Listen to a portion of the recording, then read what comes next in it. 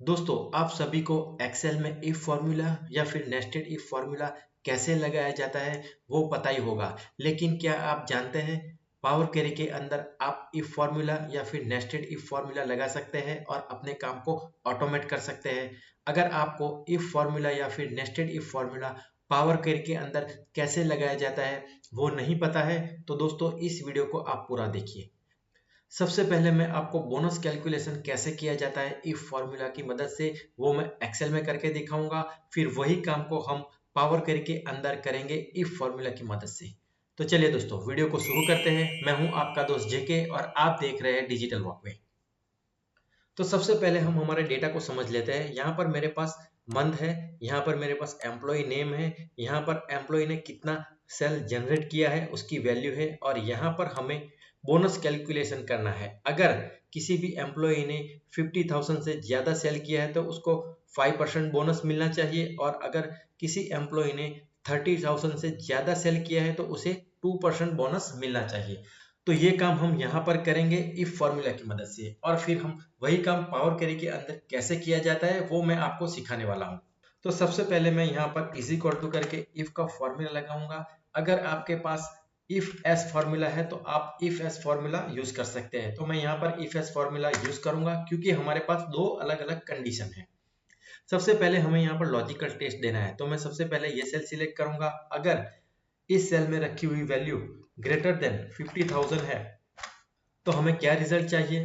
तो हमें चाहिए बोनस 5%। तो उसका कैलकुलेशन हम कैसे करेंगे? तो मैं ये सेल सिलेक्ट करूंगा, इनटू 5% टाइप कर लूंगा, कॉमा करना है। हमारे पास यहाँ पर दूसरी कंडीशन भी है तो उसके लिए हमें फिर से लॉजिकल टेस्ट देना होगा। तो मैं यहाँ पर ये सेल सिलेक्ट करूंगा, दिस सेल ग्रेटर देन 30,000 है तो हमें क्या रिजल्ट चाहिए?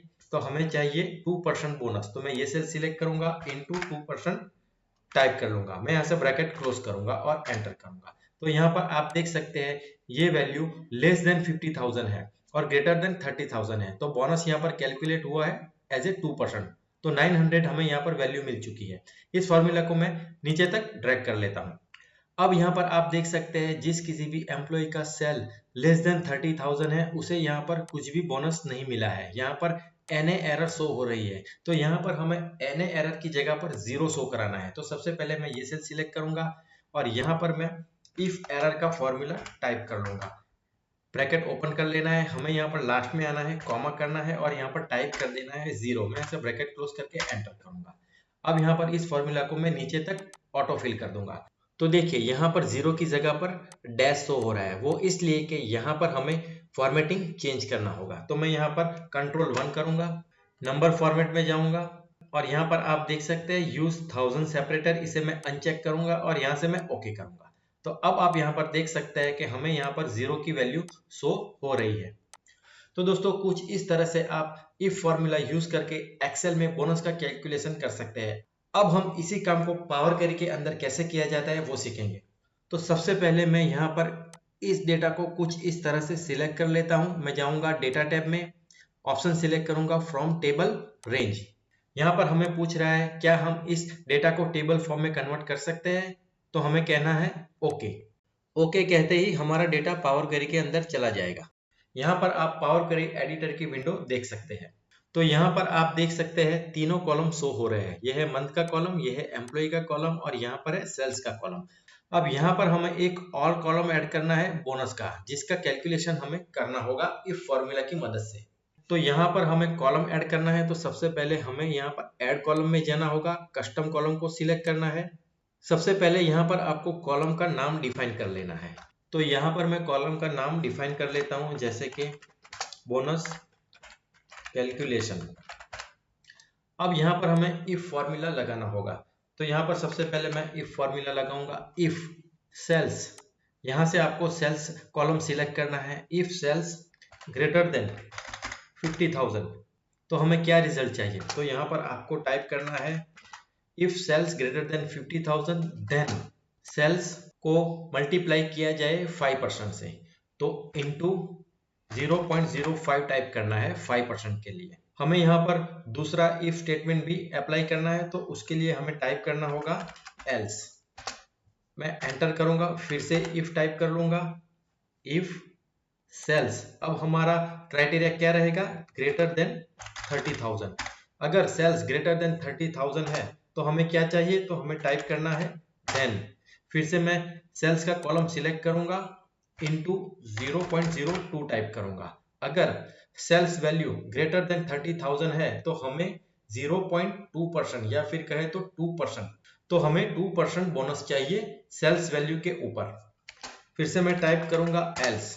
अदरवाइज अगर वैल्यू ग्रेटर देन 50,000 भी नहीं है और ग्रेटर देन 30,000 भी नहीं है तो हमें बोनस चाहिए 0, तो मैं यहाँ पर 0 टाइप करूंगा। यहाँ पर आप देख सकते हैं no syntax error has been detected. इसका मतलब ये हो गया है कि हमने यहाँ पर जो नेस्टेड इफ फॉर्मूला लगाया है वो बिल्कुल करेक्ट है। मैं यहाँ से ओके करूंगा।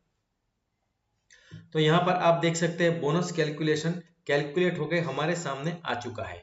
ग्रेटर देन 50,000 के लिए 5% और ग्रेटर देन 30,000 के लिए 2%। अब इस डेटा को हम एक्सेल में लोड कराएंगे, तो मैं यहाँ पर होम टैब में जाऊंगा, close and load option select करना है, क्लोज एंड लोड। तो यहाँ पर आप नीचे देख सकते हैं एक नई सीट इंसर्ट हो चुकी है। तो ये जो कैलकुलेशन हमने किया है वो पावर क्वेरी की मदद से, और पावर क्वेरी की मदद से इस काम को करने का फायदा ये है कि आपका पूरा काम ऑटोमेट हो चुका है। अगर आप अपने सोर्स डेटा में कोई भी एक नई एंट्री करते हैं या फिर कोई चेंजेस करते हैं तो आपको इस डेटा को सिर्फ रिफ्रेश करना होगा और आपने जो भी चेंजेस किया है अपने सोर्स डेटा में वो यहाँ पर ऑटोमेटिकली रिफ्लेक्ट हो जाएगा। तो चलिए हम यहाँ पर हमारे सोर्स डेटा में जाएंगे और यहाँ पर मैं एक नई एंट्री ऐड कर देता हूँ, जैसे कि मंथ में टाइप कर लूंगा जनवरी 25, एम्प्लॉय में टाइप करूंगा कनु और सेल्स वैल्यू में टाइप कर देता हूँ 55,000। तो यहाँ पर हमने जो भी चेंजेस किए हैं अगर हमें इस शीट में देखना है तो आपको इस डेटा को राइट क्लिक करके सिर्फ रिफ्रेश करना है और आप देख सकते हैं हमारी नई एंट्री यहाँ पर शो हो चुकी है।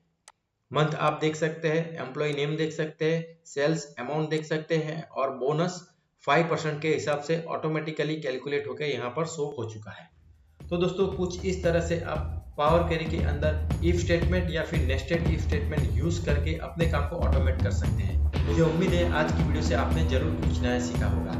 अगर आपको मेरी चैनल के कंटेंट पसंद आ रहा है तो मेरी चैनल को लाइक शेयर और सब्सक्राइब जरूर कर दीजिए। तो फिर मिलते हैं अगले वीडियो में, तब तक के लिए goodbye, have a nice day.